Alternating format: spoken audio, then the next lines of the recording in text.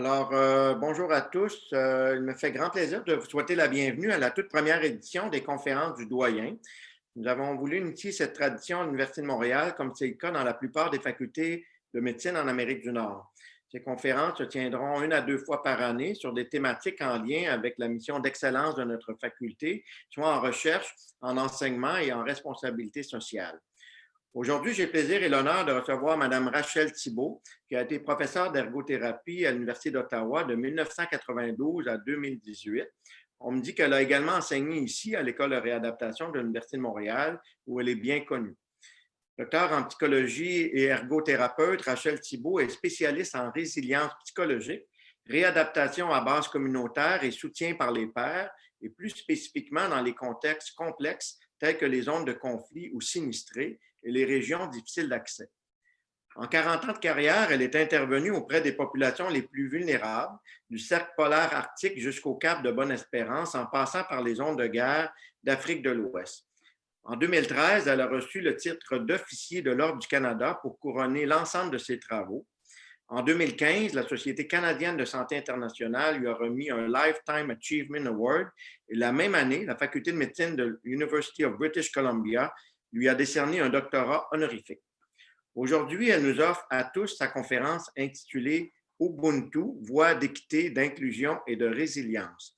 Cette conférence nous permettra de faire un survol de son implication exceptionnelle en santé communautaire, fondée sur les concepts d'équité, d'inclusion et de résilience, tant au plan individuel que collectif. Elle nous parlera évidemment de son sujet de recherche et de prédilection, soit la résilience, un sujet qui est particulièrement d'actualité en cette fin d'année 2020.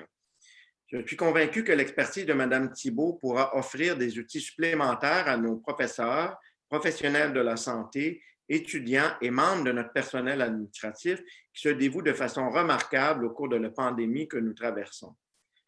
Madame Thibault, je vous remercie donc chaleureusement d'avoir accepté notre invitation et à vous tous, merci d'être venus en grand nombre et bonne conférence. Eh bien, c'est moi qui vous remercie, Dr Cossette. C'est vraiment pour moi un très grand honneur et un très grand plaisir de me joindre à vous ce soir. Et donc, sans plus tarder, je vais partager mon écran.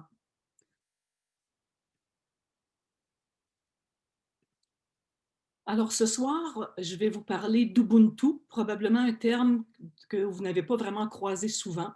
Mais vous allez voir comment tout ça finit par se relier. Ubuntu, voie d'équité, d'inclusion et de résilience.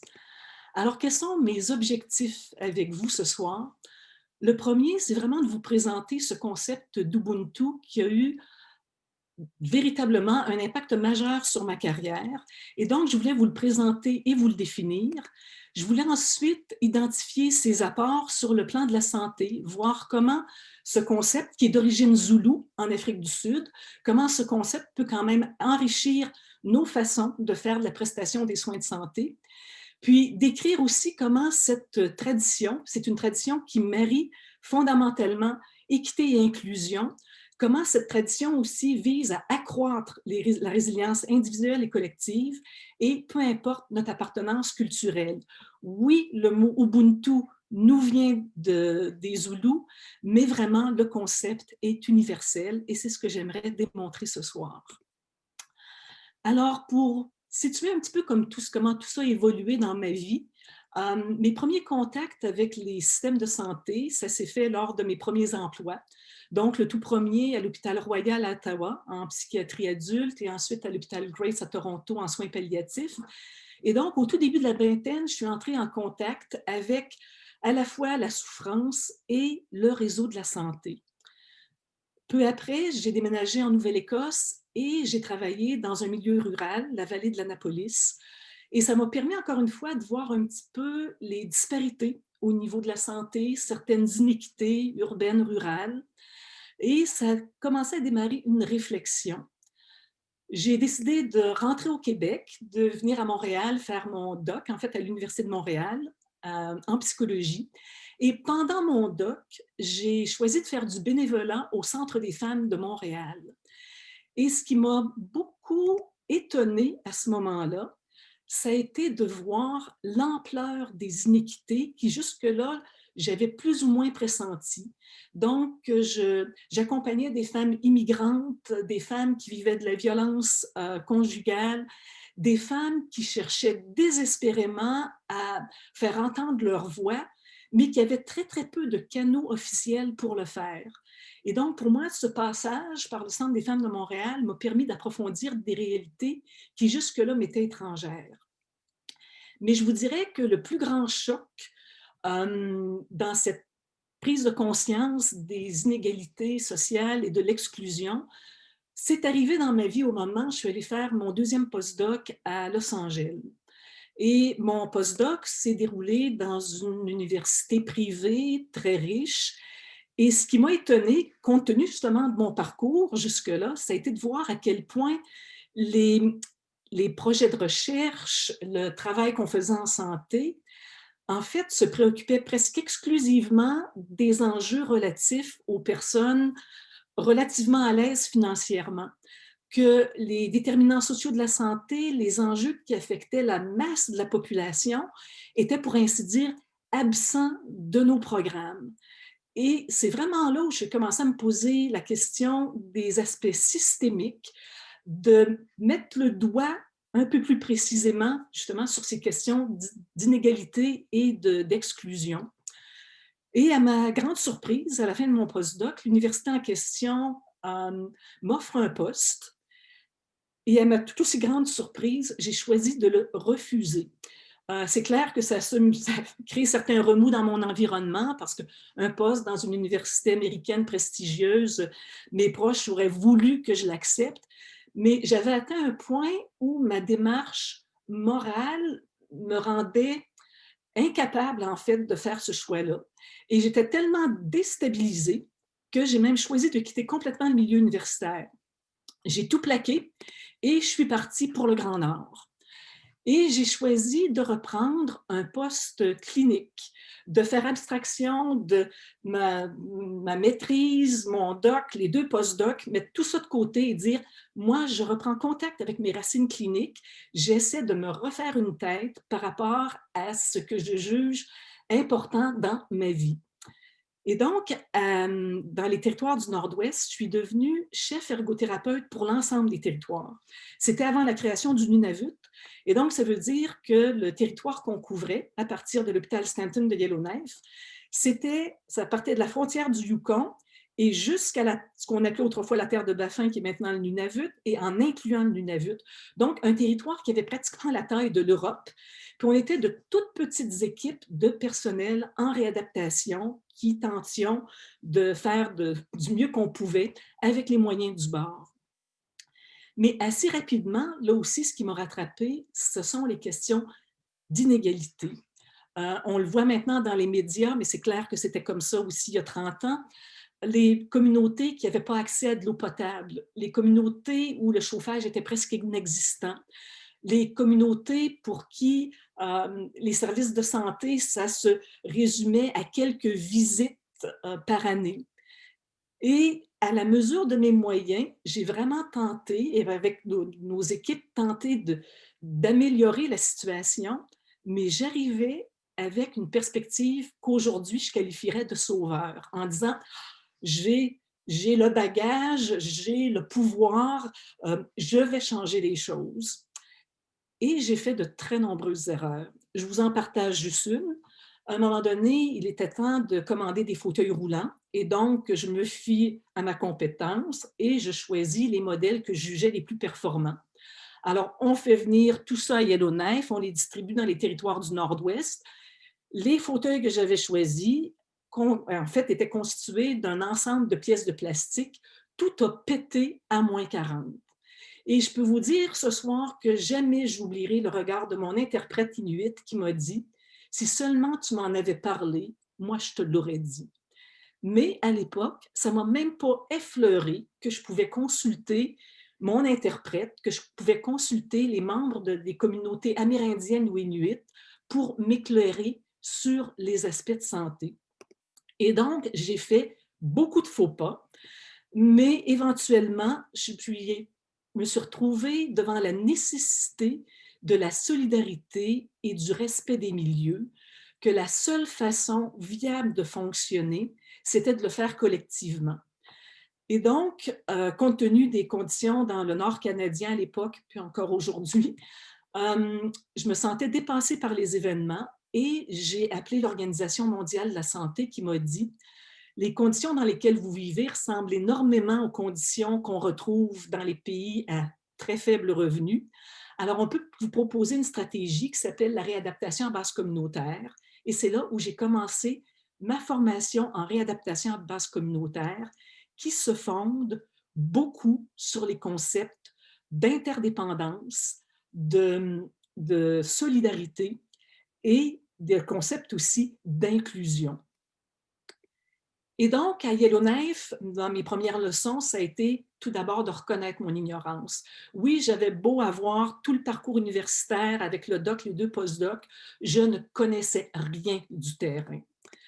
J'ai dû aussi apprendre les bases des cultures locales pour être capable de comprendre mieux ce qui se passait, mais encore une fois, sans prétendre me les approprier. Ce n'est pas parce que j'apprenais quelques mots que ça faisait de moi un membre de la communauté, mais il fallait tout de même faire l'effort d'apprendre la culture sous-jacente pour mieux comprendre les enjeux.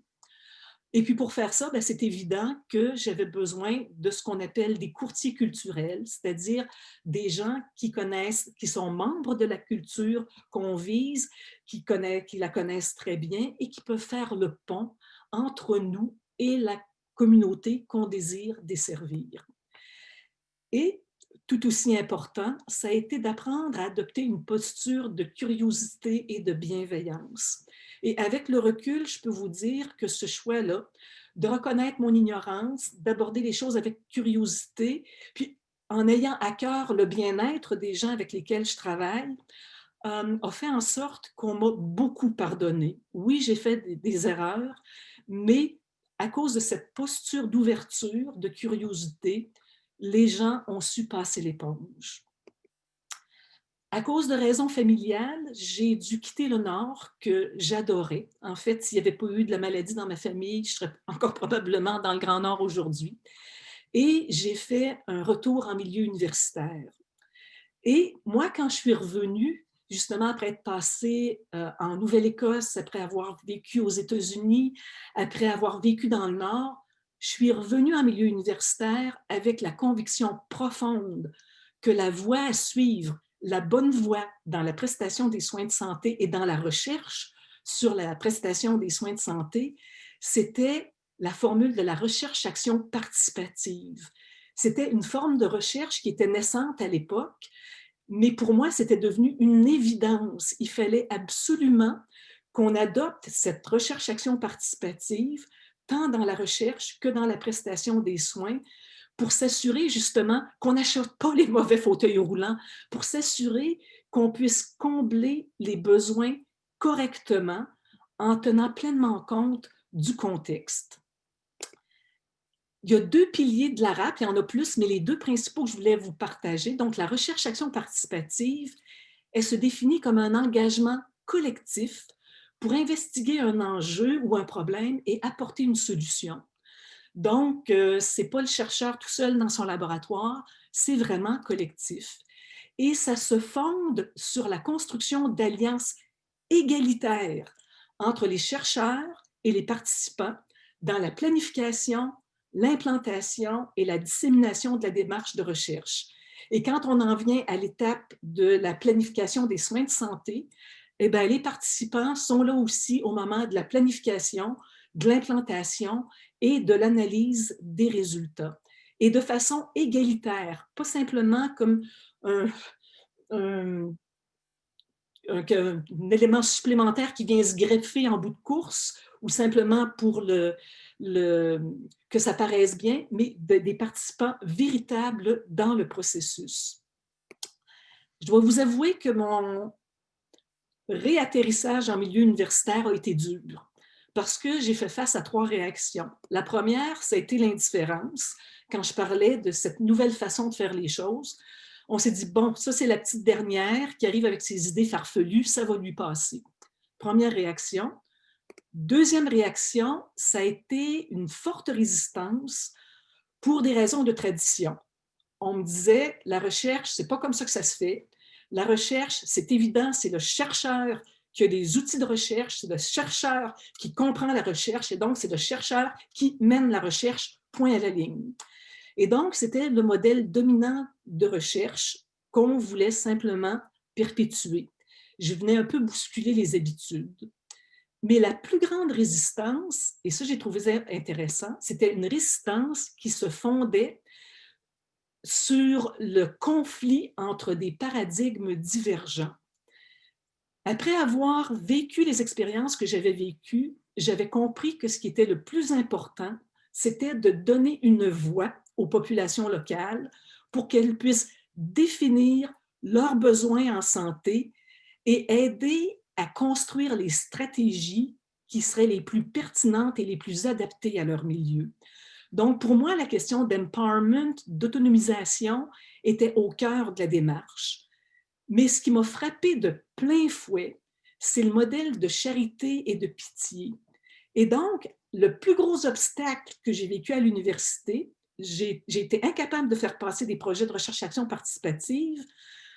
Ça se formulait, l'argument qu'on m'opposait était le suivant: on ne peut pas ajouter au fardeau de personnes vulnérables en leur demandant de participer à la recherche ou à la planification des soins, même si celle-ci les concerne directement. Que les personnes vulnérables, justement, elles sont trop vulnérables pour qu'on leur demande quoi que ce soit. Donc, on va simplement les mettre à l'écart, ne pas ajouter à leur fardeau, et nous, on va prendre les décisions. Clairement, c'était une façon de faire dans laquelle je ne pouvais plus cadrer. Avec ce que j'avais vécu, c'était une impossibilité. Alors, je me suis retrouvée devant un choix, et ça a été le choix de faire 2 carrières parallèles et simultanées.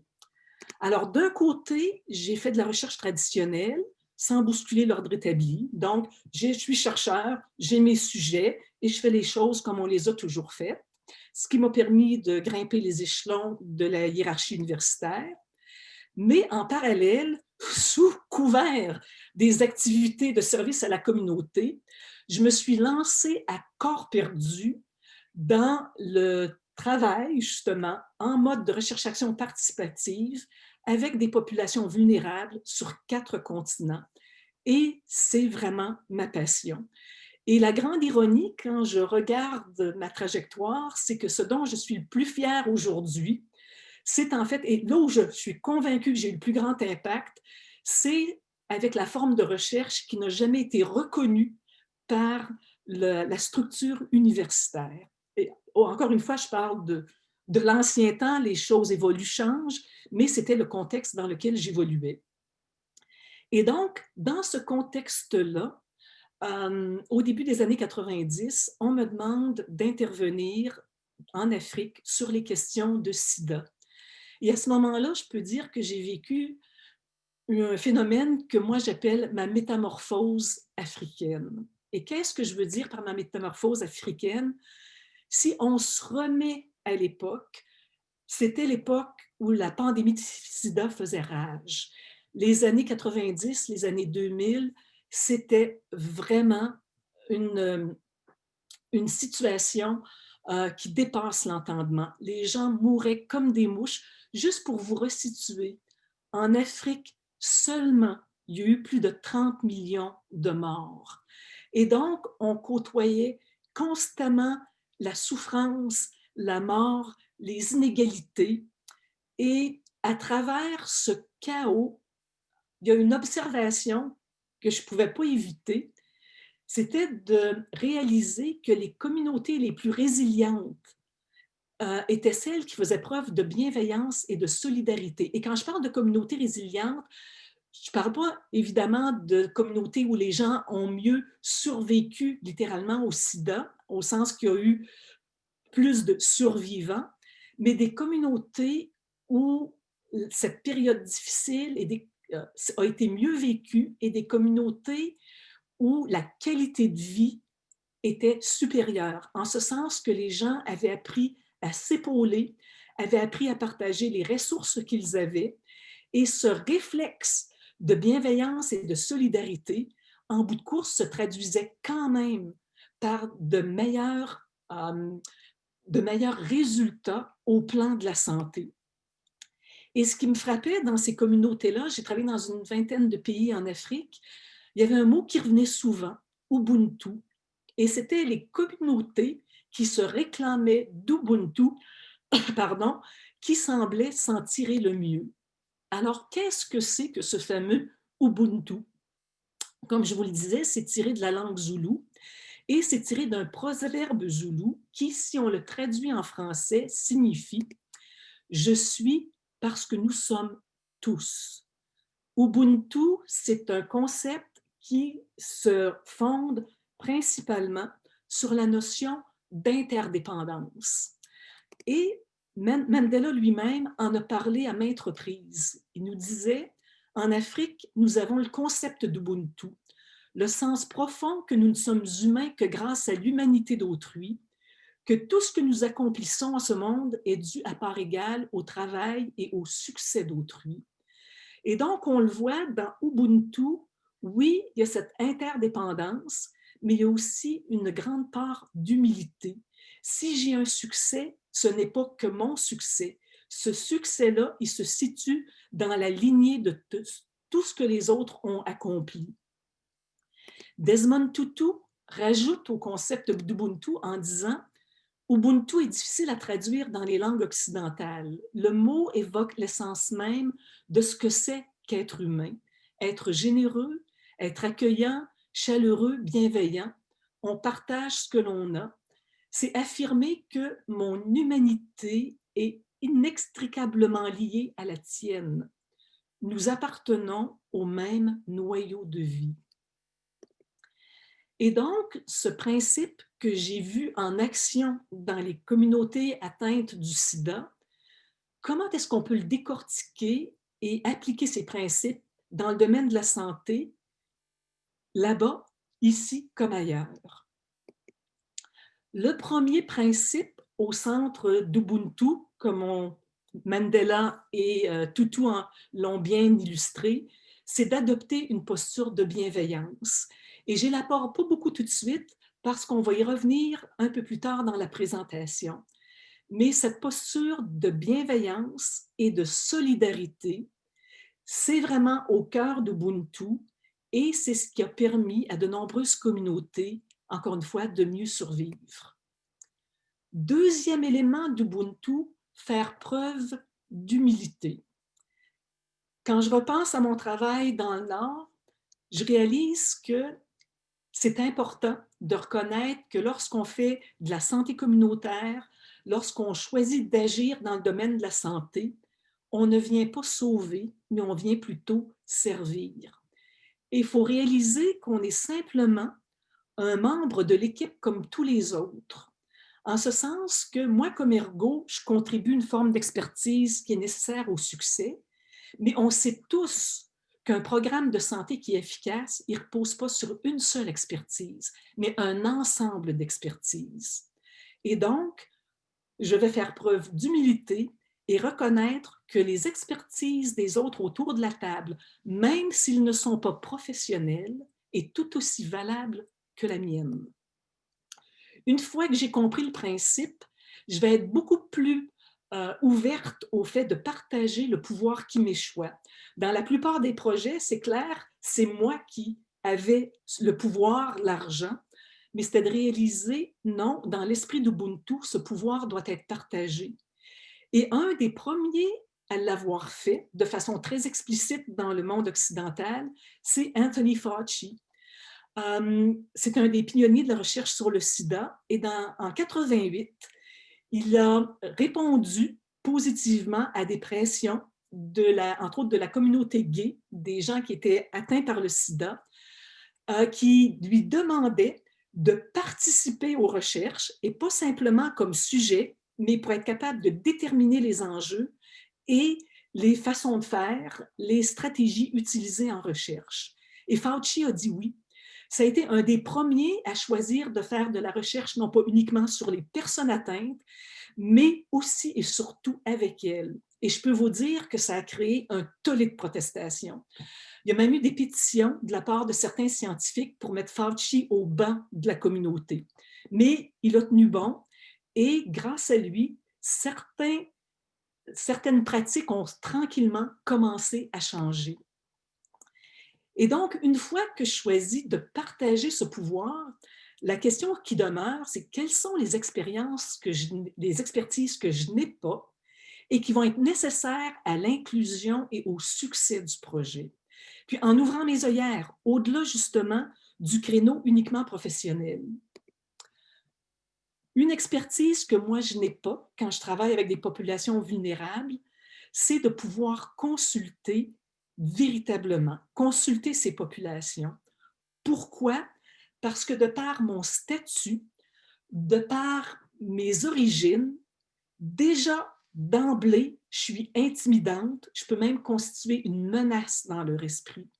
Alors c'est clair, si moi je débarque dans une population, dans un bidonville de Lusaka en Zambie, et que j'essaie d'avoir l'opinion des gens, je n'aurai jamais l'heure juste.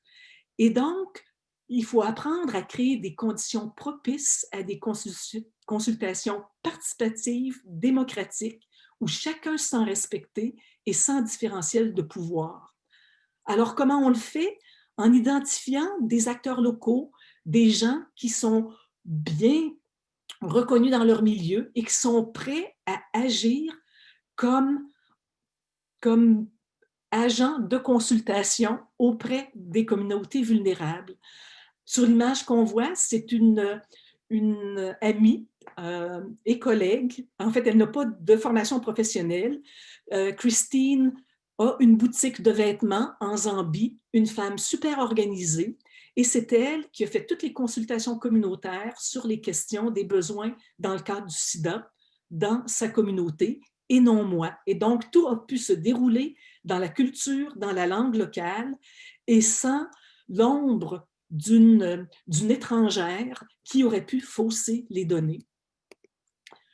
Une autre expertise que je n'ai pas, c'est la capacité de mobiliser les populations et les acteurs locaux. Quand on arrive dans un contexte qui nous est étranger, il est essentiel de se créer des liens et de trouver les gens qui vont être à même de pénétrer le tissu de cette communauté-là.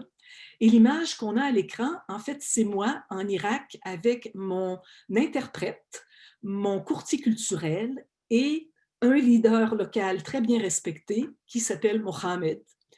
Et Mohamed est de père kurde, de mère irakienne, donc neutre, relativement neutre au plan politique. C'est un avocat qui est reconnu pour son intégrité et sa bienveillance. En faisant un partenariat, on a pu mobiliser tout le réseau de Mohamed et ensuite, justement, par un phénomène d'agent multiplicateur, d'aller rejoindre par notre programme de santé une population beaucoup plus vaste que ce que moi j'aurais pu faire. Je n'avais ni la crédibilité ni les contacts. Et donc, c'est de trouver ces leaders positifs qui, eux, sont capables de mobiliser les communautés vers une meilleure santé. Une autre expertise que je n'ai pas, c'est la capacité d'inspirer. Et qu'est-ce que je veux dire par inspirer? C'est quand on travaille avec des populations qui ont vécu énormément d'oppression, qui ont été exclues, elles portent souvent en elles une forme d'impuissance acquise. Je vous décris la situation à laquelle cette diapo est associée. En Zambie, j'ai beaucoup travaillé avec des femmes en situation de handicap, entre autres des femmes qui avaient développé des handicaps associés au sida, donc qui étaient devenues aveugles, sourdes, qui avaient fait des accidents vasculaires cérébraux suite à des embolies infectieuses. Et dans leur contexte, dans leur vie, le seul avenir possible, c'était la mendicité. Et c'est clair, nous, on sait, avec la réadaptation, il y avait d'autres avenirs possibles, des avenirs beaucoup plus dignes, mais c'est pas moi, comme on dit parfois, la matante blanche de Shawinigan, qui peut leur donner ce message-là. Et donc, la stratégie a été d'aller chercher deux amis et collègues en Éthiopie, celles qu'on voit à l'écran, Berhane et Azeb, 2 femmes qui ont des handicaps moteurs, 2 femmes qui ont connu des contextes très semblables à ceux des ambiennes, mais 2 femmes qui, de par leur détermination et leur intelligence, ont su démarrer des programmes qui ont, en bout de course, desservi plus de 10 000 femmes éthiopiennes en situation de handicap et les amener justement à des activités génératrices de revenus très diverses et pleines de dignité. Et donc, la stratégie, ça a été d'amener Berhane et Azeb parler aux ambiennes. Moi, j'étais à peu près le pire émetteur possible. Berhane et Azeb étaient le meilleur. Et comme elles avaient bien documenté tout le processus, elles ont su convaincre les ambiennes qu'un autre avenir était possible et que ça valait la peine de se mobiliser vers justement des activités de réadaptation et éventuellement des activités génératrices de revenus qui allaient leur assurer une dignité. Berhane et Azeb incarnaient le changement qu'on désirait voir chez les ambiennes et elles seules pouvaient les inspirer. Une expertise, par contre, que nous avons, c'est pour favoriser l'inclusion, de créer des formules d'évaluation qui reposent dès le départ sur l'équité et l'inclusion. Ce qui m'a toujours frappé dans la majorité des projets de recherche ou de prestation des soins de santé, les indicateurs que l'on retient sont les indicateurs qui sont générés soit par les chercheurs, soit par les gestionnaires des soins de santé. Mais presque jamais on demande aux gens eux-mêmes de générer leurs indicateurs, ce qui est pertinent, ce qui est important pour eux. Et dans le contexte de ce soir, je n'ai pas le temps d'aller dans le détail, mais des outils existent pour le faire et ça change la donne. Celui-ci, c'est une matrice qu'on a appelée la matrice MEL pour Monitoring, Evaluation and Learning, une matrice que j'ai conçue il y a une dizaine d'années avec une collègue du Center for Disease Control à Atlanta. Et je vous donne juste un exemple très bref. Ça repose sur 4 questions, mais la plus importante, c'est vraiment ce qu'on appelle les indicateurs de résultats attendus. Et c'est de demander à toutes les parties prenantes si notre projet fonctionnait, ça voudrait dire quoi pour vous? Qu'est-ce que c'est votre définition du succès? Puis je donne juste un exemple de ce qui s'est passé en Afrique dans le contexte du sida. Les bailleurs de fonds, leur indicateur de succès, c'est la quantité d'antirétroviraux qui vont être distribués sur le terrain. Pour les soignants sur le terrain, c'était l'espérance de vie des patients. C'était ça leur indicateur. On voulait voir augmenter un peu l'espérance de vie. Mais quand on arrivait aux gens infectés eux-mêmes, aux parents, eux, ça ne les intéressait pas l'espérance de vie, puis les antirétroviraux non plus. Eux, ce qui les préoccupait, ils disaient, c'est de savoir que leurs enfants allaient survivre quand eux allaient mourir. Et leur réponse était de nous dire, oui, les antirétroviraux, ça va marcher, mais juste un certain temps. C'est quand même du temps emprunté. On ne survivra pas à long terme. Alors oui, on va les prendre, vos antirétroviraux, si vous vous assurez que nos enfants peuvent aller à l'école. Et donc, au moment où on a compris leur réalité, au moment où on a facilité l'accès de l'école aux enfants, les gens atteints ont accepté de prendre les antirétroviraux. Et donc, le fait de leur demander de générer eux-mêmes leurs indicateurs a véritablement changé la suite des événements. Et je vous parlais au début de Ubuntu, je parlais justement de cette notion de bienveillance. Pendant mes 40 ans de carrière, je peux vous dire qu'on m'a donné des noms parfois un peu rigolos. On m'a dit que j'étais vraiment un petit peu hippie, un petit peu nouvel âge. Et aujourd'hui, il y a un dénouement un petit peu inattendu. La bienveillance que j'avais remarquée dans les communautés Ubuntu, qu'on jugeait très folkloriques à l'époque, ben aujourd'hui, elle est validée par la neuroscience. Ce qu'on croyait qui était nouvel âge, qui était un peu farfelu, aujourd'hui a de véritables bases scientifiques. Et une bonne partie de ces données-là proviennent en fait de plusieurs laboratoires en neurosciences. un à Madison, au Wisconsin, le Center for Healthy Minds, mais aussi le laboratoire de neurosciences de l'Institut Max Planck à Berlin, qui a été en fait dirigé pendant longtemps par la docteure Tania Singer. Et je n'ai pas le temps d'aller dans les détails ce soir, mais depuis 2017, il y a énormément de recherches en neurosciences qui portent sur la bienveillance. Deux médecins, Tretiak et Mazzarelli, ont même fait une méta-analyse en 2019, et je vous résume ça de façon extrêmement succincte. Et ils ont illustré le fait que lorsque un patient reçoit de la bienveillance, lorsqu'on le met dans un contexte de bienveillance, les chances d'atteindre le taux de glucose optimal pour un diabétique sont 80% plus élevés. Le temps de guérison de blessures diverses diminue de près de 20%. La douleur va diminuer de 50% si simplement le patient baigne dans un climat bienveillant. L'immunité augmente selon les études de 30 à 70%, et plus particulièrement l'immunité associée à l'interleukine 8. L'inflammation diminue, encore là de 30 à 60% selon les études. L'humeur s'améliore et se stabilise.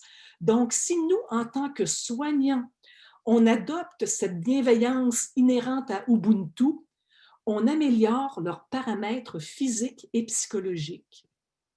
Mais qu'en est-il de nous? Si nous, on adopte cette posture de bienveillance, qu'est-ce qui se passe? Notre taux d'oxytocine augmente, et ça se produit dans les 40 secondes suivant l'adoption de la posture de bienveillance. Le cortisol diminue, l'inflammation diminue, la tension artérielle diminue. Dans l'état actuel des connaissances, le protocole de bienveillance est le meilleur facteur de protection des soignants, notre meilleur outil de résilience. Fondamentalement, on a trois façons de se relier aux gens qui vivent de la détresse. Le premier, c'est la sympathie. C'est quand je suis tellement dépassée par la souffrance d'autrui que je me laisse aspirer et je m'effondre avec l'autre. Pas une bonne stratégie. Deuxième stratégie, c'est l'empathie. C'est celle avec laquelle on est formé. C'est-à-dire que quand j'accompagne quelqu'un qui vit de la détresse, je me permets d'être touchée, je ne reste pas indifférent. Donc, je permets un écho avec la souffrance de l'autre. Mais ce que les recherches de Singer, Davidson et compagnie ont démontré, c'est en fait que si je reste dans cette résonance, dans cet écho avec la souffrance de l'autre, ça risque de m'entraîner moi-même vers le bas. Et donc, la meilleure stratégie, c'est le protocole de bienveillance qui contient la réponse empathique. Donc, dans un premier temps, oui, je me permets d'être touchée par cette souffrance que je vois, mais je ne me maintiens pas dans cet écho. Rapidement, je bascule vers la posture de bienveillance, une posture où je choisis de poser un geste, même minime. Alors, explorons tout ça un petit peu plus en profondeur. Autrefois, on confondait empathie et compassion-bienveillance. En passant en français, la traduction de compassion en anglais, c'est compassion-bienveillance. Les recherches récentes nous ont permis de voir qu'en fait, c'est associé à deux réseaux neuronaux distincts qui mènent à des affects distincts. Alors, je n'ai pas le temps d'aller dans la théorie de l'esprit, Theory of Mind, qui est juste une résonance purement cognitive, mais si je reste avec mon empathie et ma compassion, quand je me permets d'être touchée, j'active les aires cérébrales bleues qu'on voit à l'écran. Et parmi ces aires cérébrales-là, j'ai l'insula antérieur et le cortex singulaire. Et encore une fois, mon empathie, elle est normale, elle est saine, elle est bonne. Mais si je me maintiens dans cette résonance d'empathie, comme on le sait, l'insula antérieure et le cortex singulaire sont associés à la perception de la douleur chez moi. J'atteins un seuil d'excitation qui fait en sorte que j'active ces structures et je souffre. Et donc, la meilleure stratégie, ce serait de dire, oui, je me permets d'être touchée, mais rapidement, je passe à la posture de bienveillance. La posture de bienveillance qui active ici les structures, les aires cérébrales associées à des affects positifs, gratification profonde, sentiment d'être relié authentiquement à autrui. Et donc, ma réponse à la souffrance d'autrui devrait être séquentielle. Réponse empathique et ensuite passer à la bienveillance. Parce que dans le fond, notre cerveau, c'est un petit peu comme un train en mal d'aiguillage. Si je reste avec ma réponse spontanée, naturelle, je vais me maintenir dans l'écho empathique qui va m'entraîner dans la détresse empathique, ce qu'on appelait autrefois l'usure de compassion. Puis depuis le début de la COVID, je vois plein de gens qui ont fait ce trajet aller-retour d'aller dans la détresse empathique et d'en revenir. Et leur réaction maintenant, c'est de dire on ne m'y reprendra plus. Si je me permets d'être touchée, l'équation qu'ils font, c'est si je me permets d'être touchée, ça veut dire qu'éventuellement, moi, je souffre, alors je refuse de suivre ce trajet-là. Et leur choix, c'est de se fermer affectivement. Mais là aussi, il y a un problème. Parce que comme je vous le disais, la réponse empathique, elle est normale et naturelle. Si j'essaie de l'éteindre, ça me demande une énergie folle d'éteindre un réflexe naturel et là aussi, je m'épuise. Et donc, ce que je dois faire, c'est ni tomber dans la détresse empathique, ni dans la fermeture affective, mais de bifurquer vers la bienveillance et l'autocompassion. Mais comment est-ce qu'on fait ça? Je le passe rapidement. Si je suis entièrement centrée sur la détresse, donc ma réponse empathique, je vois la souffrance de l'autre, j'éprouve de l'empathie, je résonne à cette souffrance. Notre aiguillage naturel, c'est de nous approprier la souffrance de l'autre et de s'en sentir responsable. Il faudrait que j'atténue sa souffrance, et surtout comme soignant, c'est notre réflexe, il faudrait que j'atténue cette souffrance, il faudrait que je l'éradique, et donc je la prends sur moi. Ce qui fait en sorte que mon espace mental est complètement habité de souffrance, et c'est là que j'atteins le seuil d'excitation des aires cérébrales qui sont associées chez moi à la douleur, je souffre et je m'effondre. Si par contre, je choisis de mettre l'accent sur la bienveillance, ça commence comme l'autre scénario, je constate la souffrance, je me permets d'être touchée, mais au lieu de me laisser aspirer par la souffrance de l'autre, je mets vraiment un temps d'arrêt et je me pose la question, quelle forme de bien-être, de réconfort, même minime, est-ce que je peux offrir ici et maintenant? Je me sens bienveillant envers autrui. Puis c'est là où l'aiguillage au cerveau se fait. Cette simple pensée fait en sorte que mon espace mental n'est pas complètement habité de souffrance, mais en fait, il est habité d'un souci de bienveillance et de réconfort qui vient activer les aires cérébrales associées à la bienveillance. Et c'est là où j'éprouve une force intérieure tranquille, je me sens utile, relié authentiquement à autrui et je deviens résilient.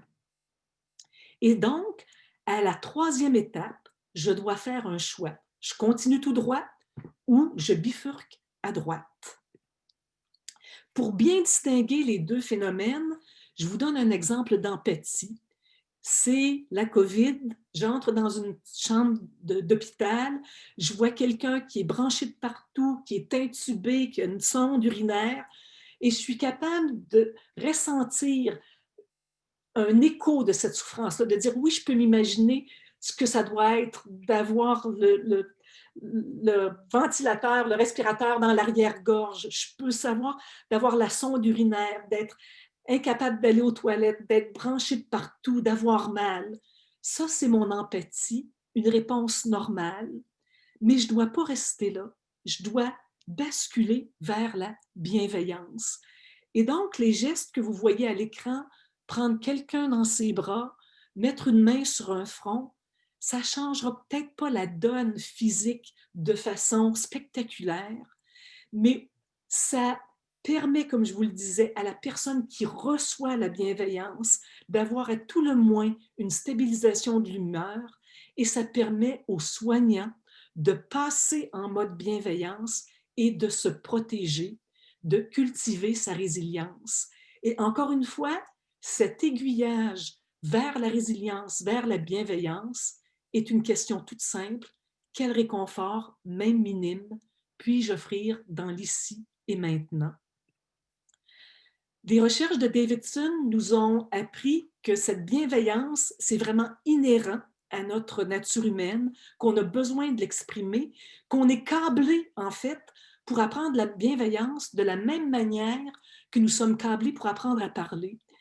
Et dans les deux cas, c'est important qu'on ait des expériences et des ressentis physiques pour alimenter notre base biologique. Si un enfant n'est pas exposé au langage, il n'apprendra pas à parler. Si on n'est pas exposé à la bienveillance, ce potentiel demeure latent. Et c'est dommage parce que ce que Davidson a démontré, c'est que la bienveillance a un effet miroir. Si moi j'adopte une posture de bienveillance, je provoque chez l'autre un écho semblable. Et donc, Ubuntu, pour moi, ça rassemble et ça incarne tout ça. Ubuntu, c'est cet esprit de bienveillance et de solidarité, une bienveillance et une solidarité qui vont porter fruit sous forme d'inclusion, d'équité et de résilience. Puis, a posteriori, je réalise que ce concept d'Ubuntu, même avant que je le rencontre, ça a été le fil conducteur de ma carrière. Et que oui, encore une fois, ça vient d'Afrique, du peuple zoulou, mais ça demeure un outil applicable ici pour le bien-être individuel et collectif. Et je tenais à laisser le mot de la fin, en ces temps de crise, à quelqu'un qui, je crois, a su incarner Ubuntu, mais sur le mode occidental, Albert Camus, qui a participé à la résistance pendant la guerre, qui s'est toujours battu pour l'inclusion et pour l'équité. Et je termine donc sur ces paroles. La vraie générosité envers l'avenir consiste à tout donner au présent. Merci.